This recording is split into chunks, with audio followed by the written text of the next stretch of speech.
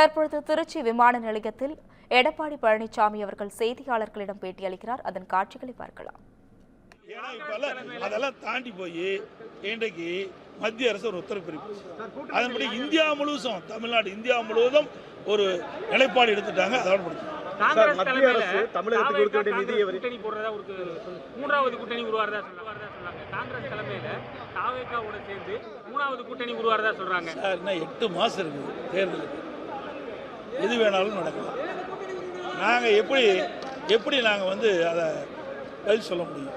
யோகத்தின் அடிப்படையில் பதில் சொல்ல முடியும். ஒவ்வொரு கட்சிக்கும் ஒரு நிலைப்பாடு இருக்குது, ஒவ்வொரு கட்சிக்கும் ஒரு கொள்கை இருக்குது. அந்தந்த கட்சிகள் அந்த நிலைப்பாட்டின் அடிப்படையில் தான் அவள் முடிவு செய்வார். மத்திய அரசு கட்டணம் தெரிவிச்சிருக்காரு. இந்த கல்விக்கான நிதி எல்லாம் கிடைக்கல மாநில அரசு. அவரை கேளுங்க, இன்னும் எங்க கேட்கறீங்க சார்? நான் தான் சொல்றேன், எங்களை சம்பந்தப்பட்ட கேள்வி கேளுங்க, நான் பதில் சொல்றேன். அடுத்த தலைவர் எங்களோட நிலைப்பாடு தான் நான் ஏற்கனவே சொல்லிட்டேன். இதையெல்லாம் நல்லா சிந்திச்சு பாருங்க. இது எப்போ வந்தது? 1976 வந்தது. அப்போதான் காங்கிரஸ் ஆட்சி எம்என்சி ஸ்பீடு தான் இன்றைக்கு மாநில பட்டியலிருந்து மத்திய பொதுப்பட்டியலுக்கு மாற்றினாங்க. இன்ன வரைக்கும் என்ன பண்ண?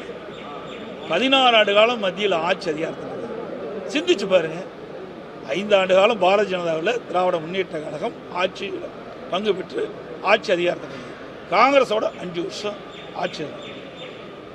மறைந்த விபி சிங் மத்தியில் பிரதமராக இருக்கும்போது அந்த அமைச்சர்கள் இடம்பெற்றிருந்தாங்க.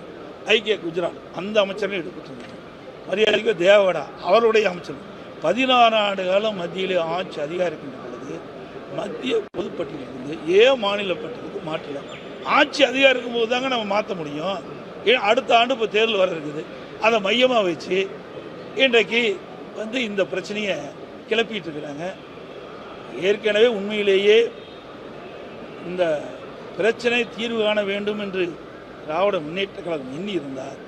அவர்கள் மத்தியில் ஆட்சி அதிகாரம் இருக்கும்போது மத்திய பொதுப்பட்டியல் கல்வி மத்திய பொதுப்பட்டியல் இங்கே மாநில பட்டியல் தாராளம் மாற்றிருக்கீங்க. போராளிகள் திமுக பற்றி உங்கள் கருத்து சார்? இதான் எல்லா மீட்டிங்கும் சொல்லிட்டே இருக்கிறேன், எல்லா பொதுக்கூட்டத்திலையும் சொல்லிட்டே இருக்கிறேன். அதையும் அப்படியே எடுத்துப்பாங்க. யாரு எங்க கூட்டணியில்? அதிமுக பாரதிய ஜனதா இருக்குது. பாரதிய ஜனதா கூட்டணியில் பல கட்சிகள் இருக்குன்னு. இன்னும் 8 மாத காலம் இருக்குது.